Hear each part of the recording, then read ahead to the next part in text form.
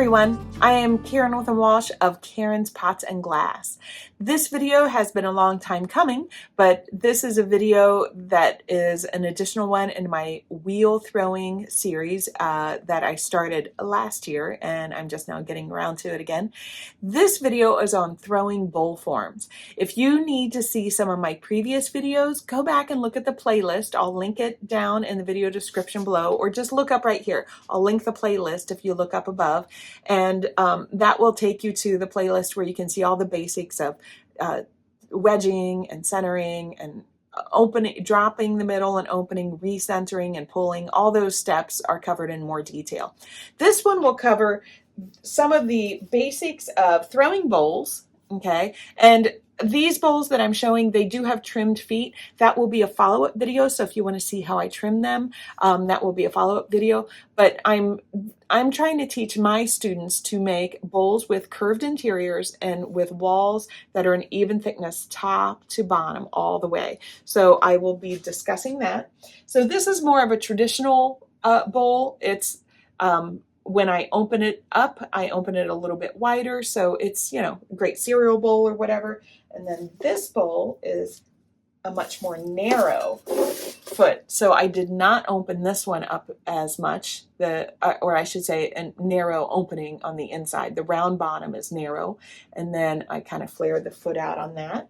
And then our last bowl is a much wider interior, but again, all of these have a rounded corner on the inside. And again, I'm trying to make sure that the walls are the same thickness top to bottom, and the foot ring is also the same thickness. So if you want to see the trimming video, I'll have that out within the week, so you can just link, again, I'll link it in the video description below, and I'll also link it right here. So if you wanted to see that, you could check that out now. So hopefully you enjoy this. Please subscribe if you haven't subscribed. And I'm trying to get to 80,000 right before the school year starts. So that would be kind of fun. And drop me any questions that you might have below, and I'll try to answer them as quickly as I can for you.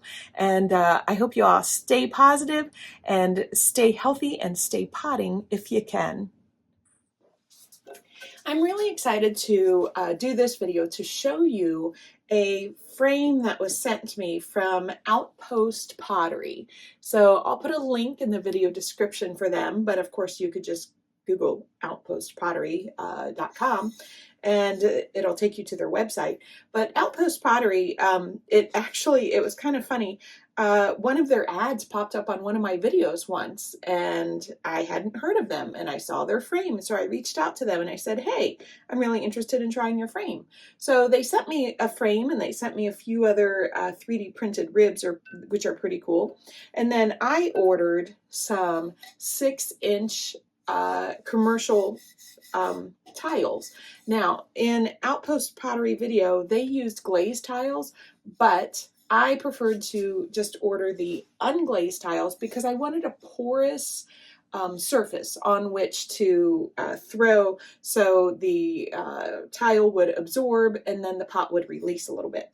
But in the case of this, I have found that they worked really brilliantly. This is great for small things, cups, bowls, small things like that. Obviously, anything that goes beyond the edges of this at the base wouldn't work, like a plate wouldn't work for this. Now, one thing that I have found is that because this is so dry, I start off by just adding a little moisture. And again, this is an unglazed tile. So it's basically just a bisque fired tile, and it is really absorbent. Now, the task at hand today is I want to go over throwing bowls. And you can use, you know, a bat system if you want, or you can throw directly on the wheel if you do not have bat pins. I'll go over some other videos of other different bat systems in the future. But all of the steps with throwing a bowl are going to be the same, with the exception of maybe the bat system, that if you're going to use it. Now, always start with wedged clay. So you can see that I have wedged this clay in a spiral motion. Now, just like I've shown in my previous videos, whenever you are getting ready to throw, make sure that you get rid of any divots or holes that you have. If your clay is really dry and you're trying to wedge it, it may not meld together well. So you want to have your clay soft enough so that when you wedge it, it's not, what do you call it? Laminating. You don't want it to come apart in laminations. If it's coming apart in laminations, it might be a little bit on the dry side. Now, the other trick is, I will mention this, if you happen to have a noticeable spiral wedge to it, okay, so if it's spiral like this, instead of putting it down with the spiral like that, if you turn it 90 degrees, sometimes it will help, especially if you have any concern about lamination, if it's a little on the dry side. If you rotate it 90 degrees, when you're throwing, then the spiral's going like this instead of like this, and it might help to eliminate some S-cracking. Of course, the biggest thing to know about S-cracking is keep your bottom the same thickness as your walls. Just keep it all uniform. Now, this is going to be a bowl, and everything starts in the same manner as it would when I'm throwing anything else. A cup, a cylinder, it's all going to center in the same way. Just needed to grab my sponge. I forgot my sponge. Now, for beginners, a lot of times what I tell my kids, if you want to, you can take your finger and kind of smoosh it down to the bat a little bit more there on the edge. That will help to eliminate the water from kind of creeping underneath the edge of it. And then here I'm just kind of smoothing it out. And now I'm going to use a little water. So, with all my other videos, when we talk about the centering, remember that the left hand, I am right-handed, I should say, and my wheel is going in the counterclockwise rotation. So the left hand does the majority of the work. So as I put my left hand on it, I'm going to be using the heel of my left hand as I push directly in, and I'm going to hook my thumb over it, and I'm going to lock my elbow. So I can do all of this with my left, so I push in, lock my elbow. Here I'm locking it to my side and also to my wheel splash pan. I happen to be standing at my wheel. I have a standing wheel rather than a sitting wheel. I just find it a little bit more convenient for me. And so again, I push in with the left, kind of hook my thumb over, and my goal is to stabilize the very base of the wall, okay? Now, whenever using a bat system like this, it might be obvious, but I'm going to say it anyway. Don't get your pinky hooked on the edge of that, the bat. You don't want to jam it or anything like that. I'm going to actually rotate this slightly.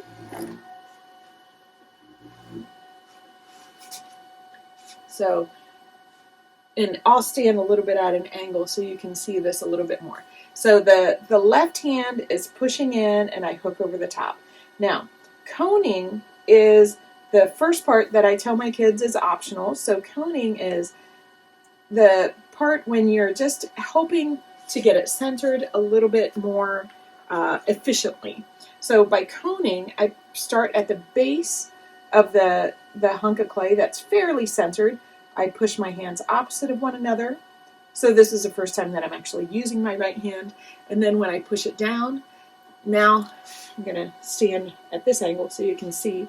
I'm going to push away from me and down. Okay, and we're going to do that again. I'm going to push right down here at the base of the clay. Have my hands pressing opposite against one another there as I go up the wall. And then push down and away.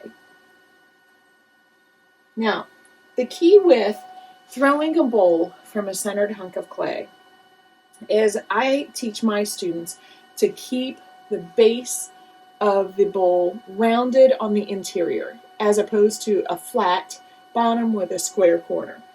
We want to avoid corners on the inside, so it's a nice smooth rounded surface. Even if the bowl is broad and flat, I still tell my kids to round the corner so you have no 90-degree corner. It's not a cylinder.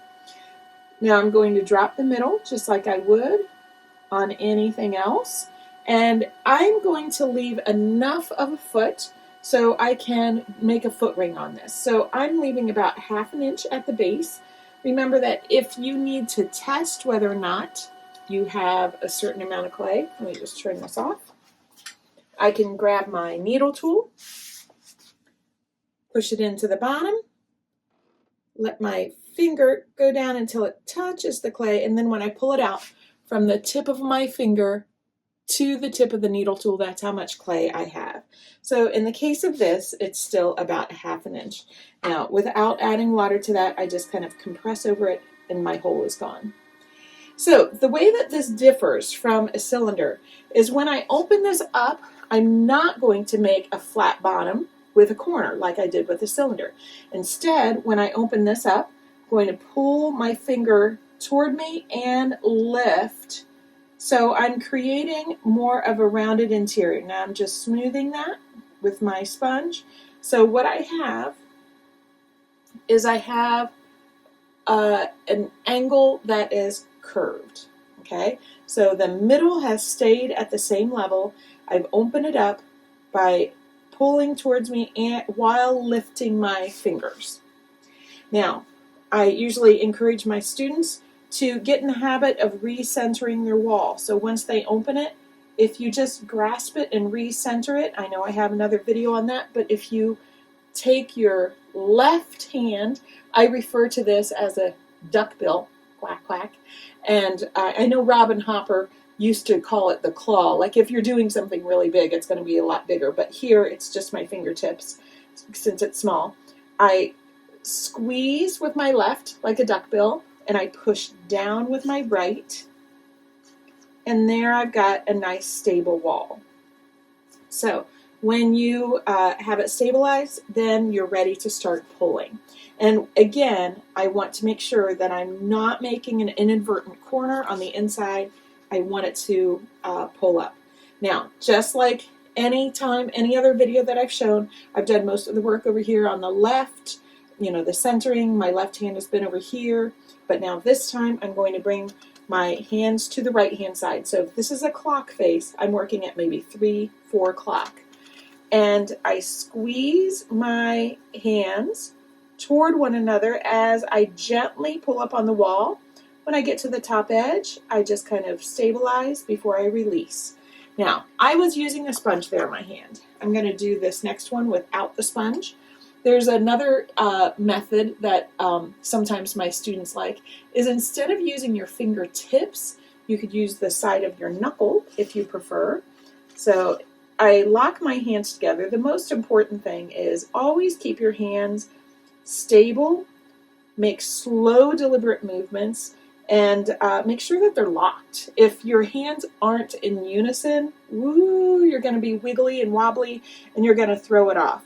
Remember that your goal is to have everything uniform. If you have a thick spot in your wall, maybe that's meaning that you're pulling it unevenly, and it's creating an uneven thickness. Here I'm going to push again, and this time I'm pushing a little bit more at the base of the wall and stabilize before I release. Now, this ball of clay, this is 1.5 pounds, and this can make like a nice little personal sized bowl, really. This will be nice for like cereal, ice cream, that sort of thing. I'm just doing 1.5 pound bowls for this video to give you an idea. So right down here, I'm just going to push a little bit more, and remember that my goal is to make the walls an even thickness from top to bottom. So as I pull this last one, I just pushed out a little bit. So I was able to make it flare a little bit more, and I'm going to do one more pull. Get my water out of the base. And this time I'll do it without the sponge.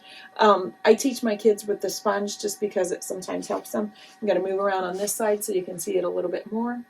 And here, my fingertips are directly opposite of one another. Now I'm just pulling it outward a little bit more to create more of a bowl flare and stabilize. So this is a nice little bowl. I'm going to stop this so you can see. So in the interior, right now, it is rounded. There's no corner, okay? Let's just pop that back on there. This might be a little bit off because these have a little wiggle room. So when I put this back on, it might not look 100% centered. Okay, that's not bad. But now I want to show you another thing that you can do. So when you have a bowl like this, if you want to have a nice clean interior or exterior without any marks at all, you want it to be super smooth. Maybe you want to do a lot of meticulous glaze work and you want a nice super smooth canvas. You can use a rib. Now whenever you're using a rib on the interior, that's the trickiest. The interior is always trickiest because you have to hold it on the exterior. So a rib should always be supported on the opposite side, because if you don't, you're just pushing in one direction. It's not going to be supported. So in the case of this one, I'm going to switch to a small rib on the exterior, and it just follows my fingers up. So I'm just trying to get a super smooth surface, because especially if you wanted to do something maybe meticulous with glaze work and you don't want to have a texture on there, that's kind of a nice option. Okay, so that is a basic bowl. Now there's a little bit of excess right down here at the bottom. I can use that for trimming a foot later. I'm just trimming off some of the unnecessary clay that's right there at the back. And if you're using a bat like this, you can often get away without cutting it. I'm just smoothing it. I saw I had a little funny spot there on the edge. You can often get away without cutting it. Give it a little time to get leather hard, and then it might just pop right off. If you're using a plastic bat, definitely cut it before you put it away. And I will also clean off this bat a little bit before I take it off. If you leave the bat really messy, then you're just going to transfer all that clay to your shelves or wherever you're putting it. So this bat system has two little cutouts right here and right here, which make it kind of nice. And I'll clean off some of the extra right there. And there we go. So this one, again, I could cut the bottom, or I could just perhaps leave it for a little bit and come back to it, and I will just pop it off when it gets a little drier. All right, I'm going to take my next ball. I wanted to throw 3 entirely different bowl forms just to give you an idea. All right, add a little moisture.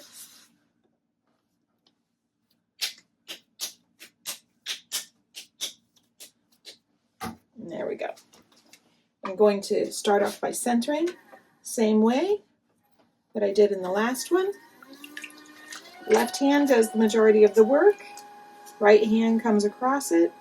I cone, push it down. Cone, push it down. Now, I'm making this one centered more quickly because this is more of the tempo that I would typically work. If you're centering and taking a really long time to center, I would suggest that you analyze what are you doing that could be done in a more expeditious way. So what I did was more expeditious than what I showed in the first part. Okay, now this bowl is going to have much more of an angled wall. So as I push down in there and I open it up, I'm not opening my base as far. It's going to be smaller because my wall is going to be angled like this, more so than the last one.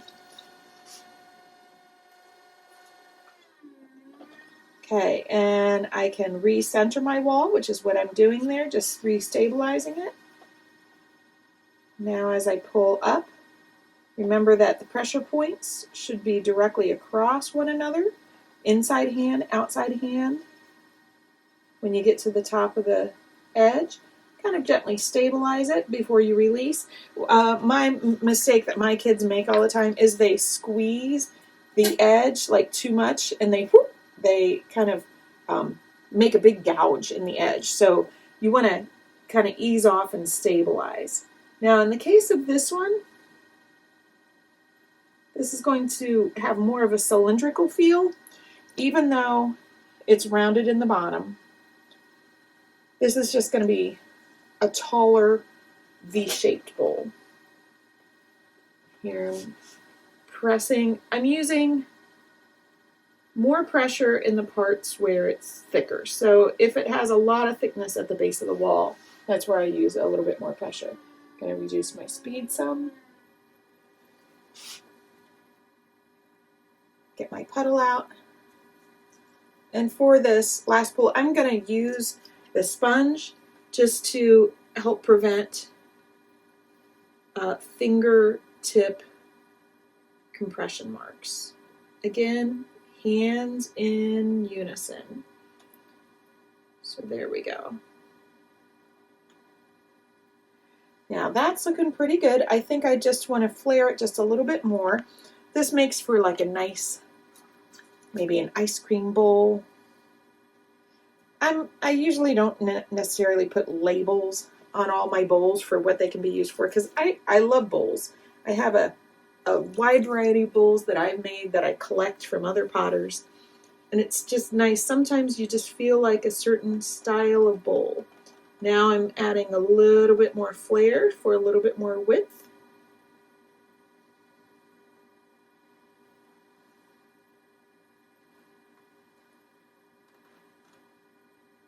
So this definitely has a different feel from the last one. The other one was definitely a bit more rounded as a typical bowl on the inside. This one has more of a straight wall, maybe perhaps a bit of an Asian influence, but it's a little tall for that perhaps.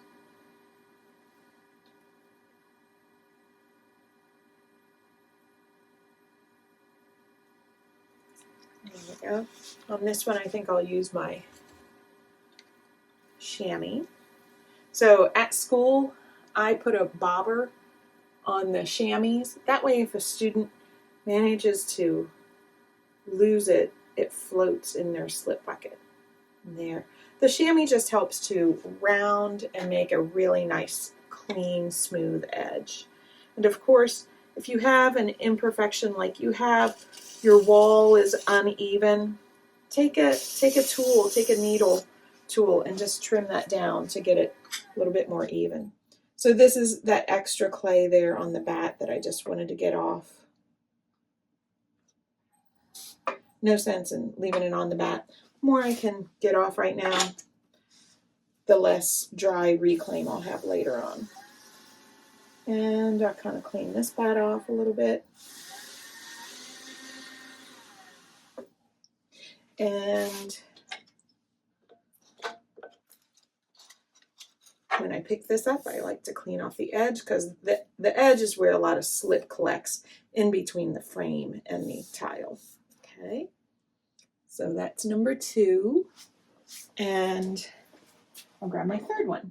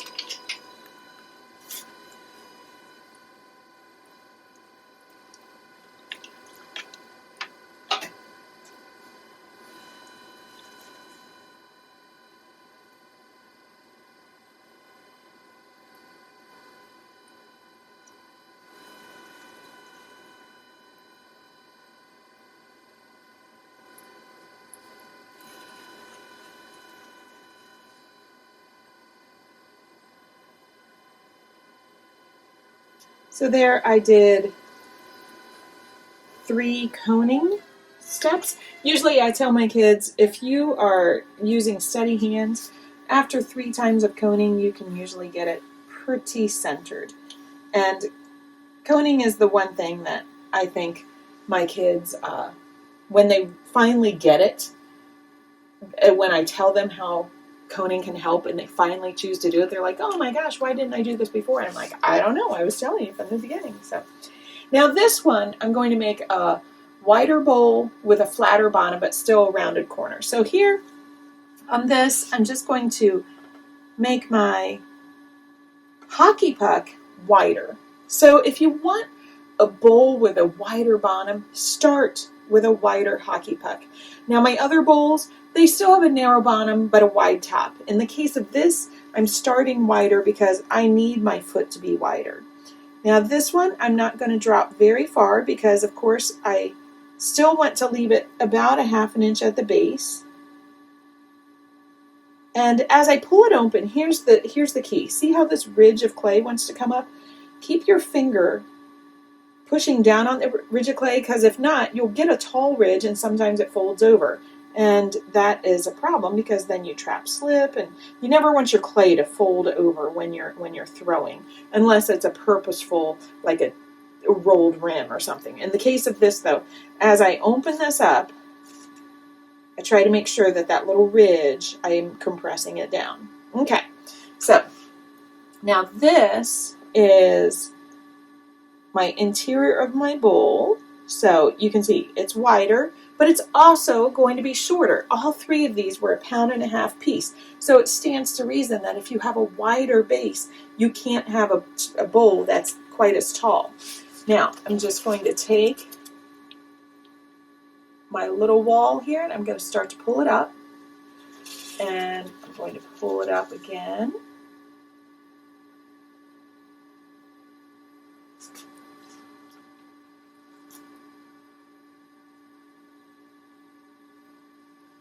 And I'm going to give it one more, but this time I'm kind of pushing with my thumbnail down at the base to pull up a little bit more of that clay. And as I do that, I'm able to make sure that the interior stays rounded rather than forming a specific corner. I could also use the rounded edge of a little rib to make sure that it stays super rounded. And these, by the way, these are mud tool ribs. I use them in almost all my videos. I've never gotten any compensation for mud tools. I just think they are some of the best flexible ribs out there. I really enjoy them. And then in the case of this one, I'm just going to flare it back in ever so slightly. And this is a nice little bowl. Now, you know how I said I usually don't like to pigeonhole my pieces to have a very particular function. But I often say, this would be a great ice cream bowl. Well, this would be a great ice cream bowl because I kind of am of the opinion that every bowl would be a great ice cream bowl. So I'm non-discriminatory against ice cream bowls. So there we go. So does this have a flat bottom? Yes. Does it have a square corner inside? No, it has a rounded corner. So that was my goal on that. A nice little rounded corner, wide little bowl. Probably not the greatest for soup because it might spill out, but that would be a nice little, yeah. See, I was just going to start giving it function. Salad, ice cream. Okay. So that being said, let me put all 3 of these over here on my wheel so we can look at the difference.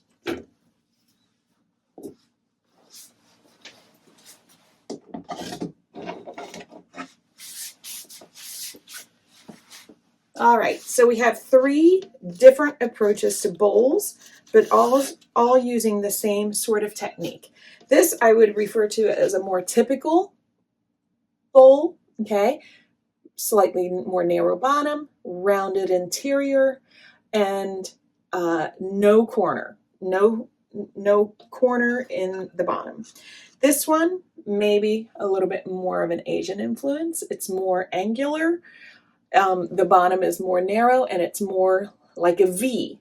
If we describe this, I guess this would be a U and this would be a V. This one, I can't describe it in a letter. So this one does have a flatter bottom, but it does have a rounded interior. And all of these have the ability to have a foot trimmed on them. I've left like a 1/2 inch of clay at the base in order to trim a foot. And I will do that when it's leather hard. It just occurred to me, I should also explain that, you don't have to trim a foot when pieces are leather hard, but the goal is to always have it an even thickness. So if I were to have thrown this perhaps thinner to begin with, I could just trim it right now. So one idea that you can do is I have an old credit card or room key. I make all sorts of ribs like this at school, and I've cut like the edge of a foot in it, and by pushing in, that helps to specify like maybe a foot, even if I don't want to do it when it's leather hard. So sometimes maybe for empty bowls, when I would do an empty bowls throwing thing, and I didn't want to have to come back and trim them later, I would use a rib like this just to define and articulate the bowl at the time of throwing. I'll talk about foot placement when I go to trim these feet, but I'll say it now. The foot placement is always going to be underneath where the angle change is happening on the inside. So if the angle change happens more narrow, the foot's more narrow. If the angle change happens way out here because it's a wide base, then the foot ring is underneath that. So do check out the follow-up video where I'm showing trimming on all 3 of the bowls, showing some of the little tips that make it a little bit easier for you. And don't forget to subscribe, and we'll see you next time.